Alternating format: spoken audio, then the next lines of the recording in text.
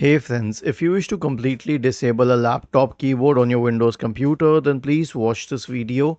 I will guide you through the process. But before this, I want you to know that when you start your computer, there is a post test which also requires you to have a keyboard connected to your system. So if you're disabling the laptop's keyboard, you need an external keyboard to be connected to your computer. Now search for Device Manager, open Device Manager and wait for it to load. Expand the list for keyboards. Right click on the keyboard that you wish to deactivate. Okay. And then you can select this option to uninstall device.